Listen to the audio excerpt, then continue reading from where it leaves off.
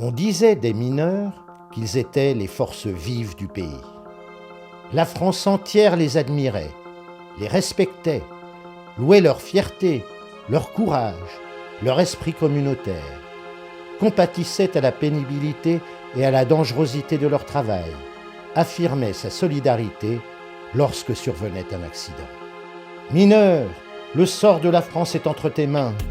Mineurs, premier ouvrier de France, la classe dirigeante les encensait. Le bassin houillé de Decazeville, Aubin, Cransac, Firmy, Viviers est une véritable fourmilière humaine. Et voilà que tout à coup, à l'approche de la Noël 1961, tout s'arrête, tout s'effondre. Du jour au lendemain, le pouvoir annonce sans ménagement que les mines du bassin vont fermer, qu'elles ne sont plus rentables, qu'on n'a plus besoin des mineurs, que leur travail ne vaut plus rien. Le choc est terrible. Les mineurs, bien sûr, mais aussi l'ensemble de la population du bassin entrent en ébullition sous le coup de la surprise et de sentiments confus, d'incrédulité, d'incompréhension, d'abattement, de colère, d'injustice. C'est comme si le ciel leur tombait sur la tête. Instantanément, et sans concertation préalable, les mineurs réagissent. Le travail cesse immédiatement.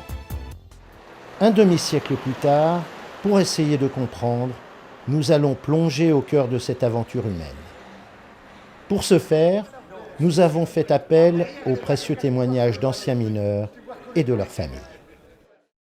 O quai lo paese mineur, o quai lo paese mineur, d'ouvriesche ho pas freccia al cur, d'ouvriesche ho pas freccia al cur, cadociuno al fund della mina, lasci sur lo tempo l'eschino, o quai lo paese mineur, o quai lo paese mineur. Je suis mineur, comme mon père, et mon grand-père avant lui. C'est dur et c'est dangereux, mais la paye est bonne. Et puis, je sais faire que ça. Au fond ou aux découvertes, quels que soient les bourgs, les concessions, les puits, on est tous solidaires. Entre nous, on parle un drôle de mélange de français, de patois, d'occitan, d'italien, d'espagnol, de portugais qu'on comprend à peu près tous.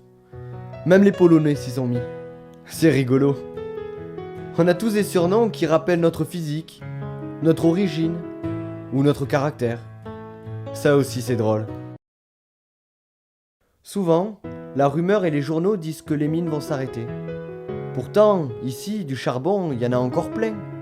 Et on nous demande d'en abattre toujours plus. Moi, je crois que c'est inépuisable et qu'il en faudra jusqu'à la fin du monde. Mais aujourd'hui, paf, du jour au lendemain, on dit qu'ils vont fermer nos mines. Maintenant. La nouvelle se répand comme une traînée de poudre et là, on arrête tous de travailler. Tout va très vite. Même pas le temps de discuter avec les syndicats et déjà 50 camarades occupent le fond. Le père en fait partie. Il a même pas eu le temps d'embrasser la mère et les petits. Dehors aussi, je crois que ça va barder. On sait pas combien ça va durer, mais on tiendra bon parce que le fond, c'est chez nous. Alors ça a été oui, instantané, pratiquement. Vous voyez, les réunions, elles ont peut-être eu lieu au sein des syndicats pour voir qu'est-ce qu'on fait, quand, pourquoi, comment.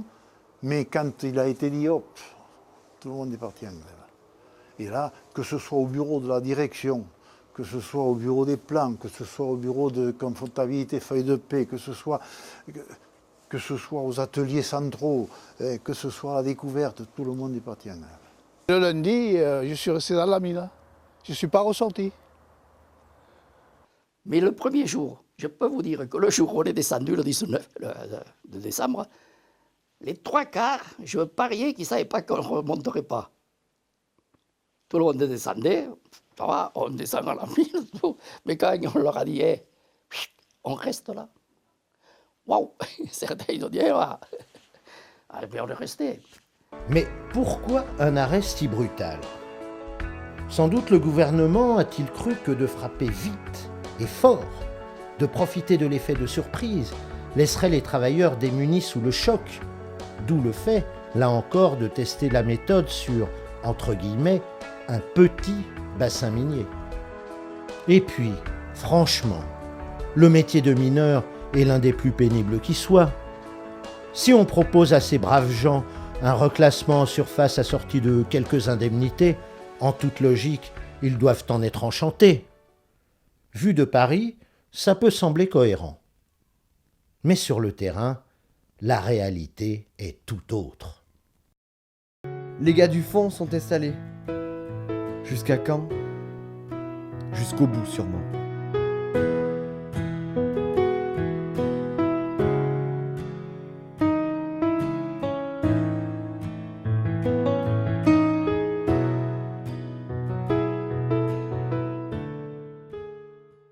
À Crensac, c'est une mine où il y a eu beaucoup de grisous et tout. Alors donc on s'était plutôt rapproché dans les galeries bien aérées. Alors on avait fait des petits abris, alors on était par 7, 8, et puis voilà, quoi, par affinité, tout en étant quand même tous ensemble. Il y a beaucoup de courant d'air, quoi, si vous voulez. Alors on était obligé de faire des abris pour pouvoir tenir le coup. Parce qu'au mois de décembre et de janvier, c'est une période qui fait très froid en bas. On était dans la paille, hein, comme des petits cochons là. Et alors on avait nos casques pour la lumière. Et bon, on jouait aux cartes quand même, on se distrayait comme on pouvait, on chantait. Dans les familles, c'est pas drôle. La disette s'installe. Heureusement, il y a l'entraide. Les petits réclament leur papa. La mère pleure tous les jours. Elle le montre pas, mais moi je le sais bien. En attendant, c'est un peu moi le chef de famille.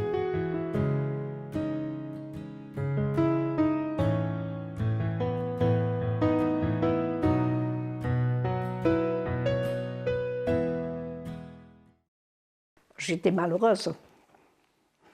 J'avais même pas d'argent pour m'acheter le pain le matin. Oui, faire la gamelle. Ah oui, ça, je l'ai vécu.